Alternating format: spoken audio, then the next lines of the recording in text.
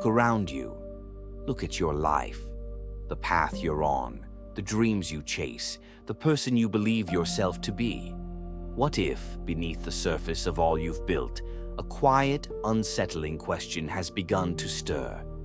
What if, in a world promising boundless freedom, you've somehow slipped into a life that isn't truly, authentically yours? Welcome, fellow wanderers, to a nocturnal journey.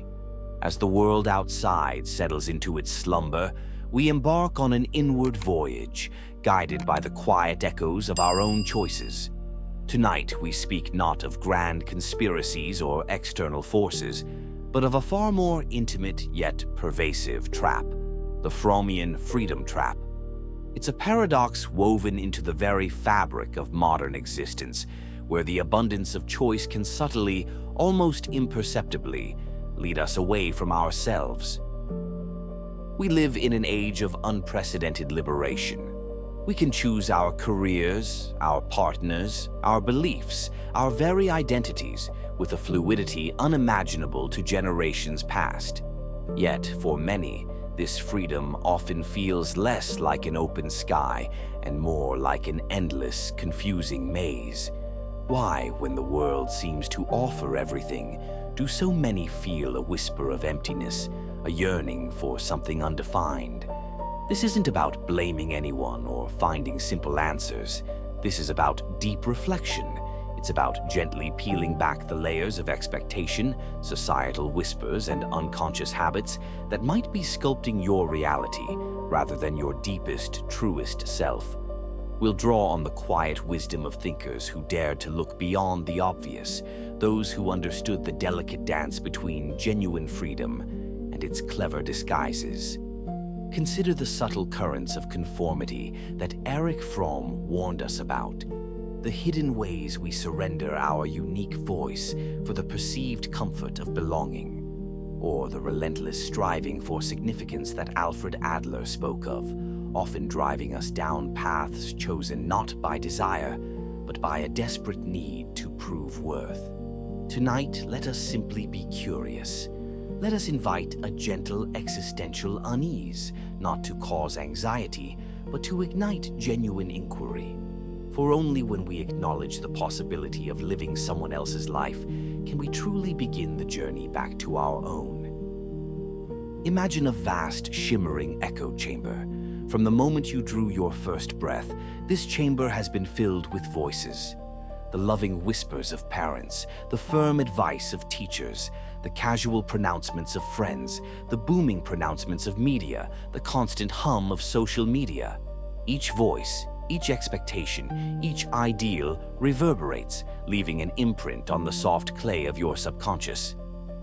Be successful, get a good job, find a stable partner, buy a house, look a certain way, be happy. These aren't malicious commands. They are often well-intentioned blueprints inherited from generations who navigated different mazes. But how many of these echoes have become your own inner voice? How many of these blueprints have you unconsciously adopted as your own grand design? Think of it like a river. You are the water, inherently free to flow. But from birth, subtle banks are formed around you. The expectations of your family, a deep, well-worn channel, the currents of your culture, a wider, powerful flow, the gravitational pull of your peer group, a swirling eddy. Before you know it, you're flowing effortlessly along, believing this predetermined course is your natural path, never truly questioning if there were other landscapes you longed to explore, other oceans you secretly dreamed of reaching. This is where Alfred Adler's wisdom resonates deeply. Our striving for significance, that innate human drive to be seen, to matter, often compels us to adopt these external blueprints. We seek validation, not from our authentic selves, but from the echoed expectations of others. The constant pursuit of approval becomes a silent, often invisible, architect of our lives. We build careers we don't love, maintain relationships that drain us, and chase successes that feel hollow, all in a desperate, subconscious attempt to prove our worth to a world that never truly asked us to sacrifice our soul. Now, picture a vast, shimmering ocean. On its surface, countless ships sail, each flying a flag, each adhering to a code of conduct. This is society, and within this ocean, Erich Fromm introduced us to the concept of the social character, the shared personality traits adopted by a group to fit in and function. It's the invisible glue that binds us, but also the subtle chains that can bind our individuality. We are inherently social creatures. The need to belong is a primal, powerful urge, but Fromm warned us of the price of this belonging, the escape from freedom. It's the subtle surrender of our unique thoughts, feelings, and desires in exchange for the perceived security of fitting in. We learn to want what others want, to feel what others feel, to believe what others believe, not through conscious choice, but through a gradual, almost osmotic absorption of the social character. Consider the ubiquitous nature of social media today. It's a hyper-accelerated echo chamber, a relentless siren song of conformity. The curated lives, the filtered realities, the trending opinions. They whisper, often shout, what happiness should look like, what success demands, what opinions are acceptable. How many of us, without realizing it, find ourselves subtly altering our aspirations, our appearances, our very thoughts, to align with these ever-shifting ideals? We become like chameleons, changing our colors not for survival, but for acceptance, blending into a collective identity that can feel safe, but ultimately hollow. The existential dread Fromm alluded to arises when we realize this surrender, when the individual voice, once strong and clear, has become a faint whisper, lost in the chorus. The melancholic truth is that sometimes, in our desperate desire to not be alone, we choose the comfort of anonymity over the daunting responsibility of genuine self-expression. We become actors in a play scripted by everyone but ourselves, believing the applause for the role is applause for us. In the dazzling marketplace of modern life, Fromm identified another insidious trap, the marketing orientation, or the market personality. Here, individuals experience themselves as commodities to be sold. Our worth is measured not by our intrinsic qualities, our authenticity, or our inner richness, but by our marketability, our ability to impress, to perform, to be what others need. Think of the constant pressure to optimize, to brand ourselves, to polish our online personas. Our jobs become less about meaningful contribution and more about our value proposition. Our relationships can subtly transform into transactions where we offer certain benefits in exchange for love or companionship. Even our passions can become something to monetize, losing their inherent joy in the process of becoming a side hustle. This environment, while seemingly offering endless choices, paradoxically limits authentic self-expression.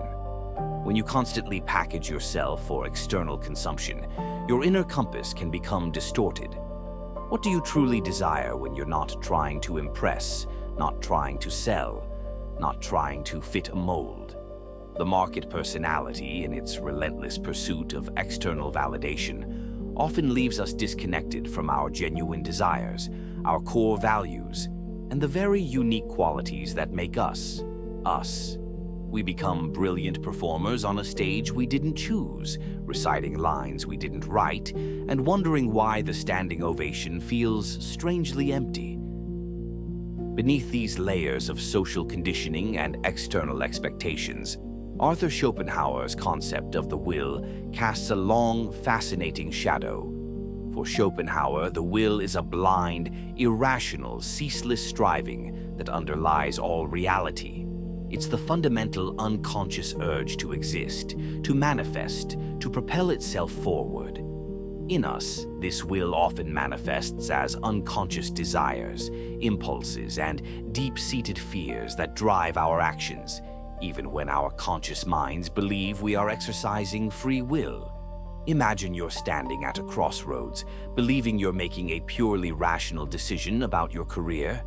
But what if a deeper, unconscious will, born from childhood insecurity, is silently pushing you towards a path of perceived financial security, even if it stifles your creative soul?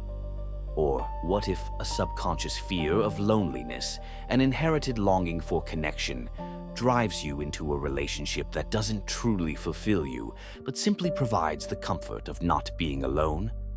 This blind will, in its ceaseless striving, can lead us to create realities that, while seemingly chosen, are actually just the externalization of unexamined internal compulsions.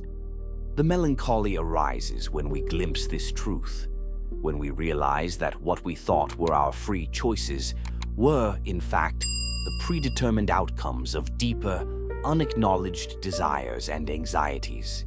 The suffering Schopenhauer spoke of often emerges precisely here, in the realization that our conscious self is merely a puppet to the unconscious strings of the will, pulling us towards a life we never truly desired.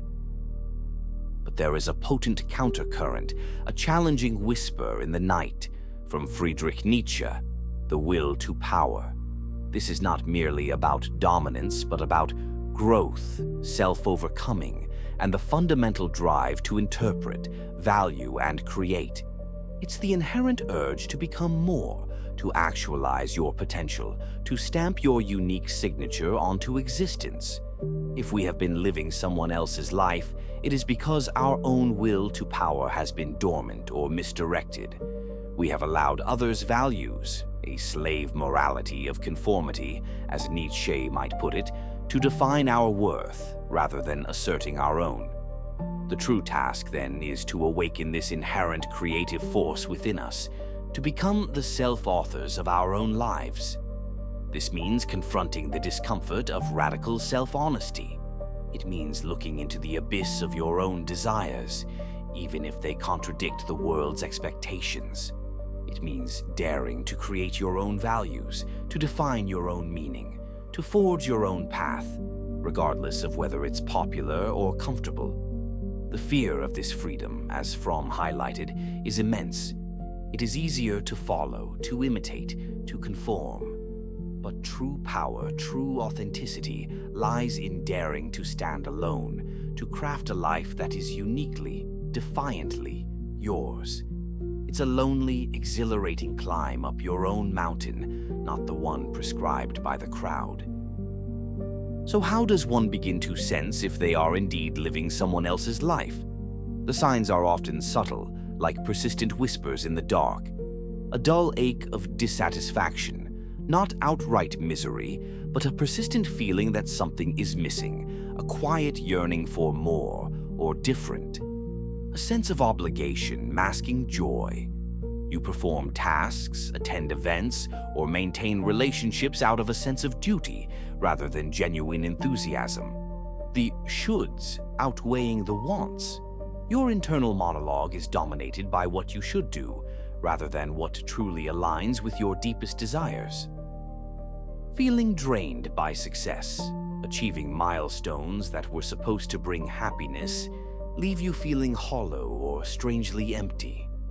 The inability to define your own happiness. When asked what truly makes you happy, you find yourself listing external achievements or others' expectations. A quiet resentment towards free people, a subtle envy of those who seem to live effortlessly by their own rules. These are not judgments, but invitations. They are moments of gentle existential unease, nudging you towards a deeper inquiry. They are the cracks in the facade through which your true self is attempting to emerge, pushing against the inherited blueprints and the social character you may have unknowingly adopted.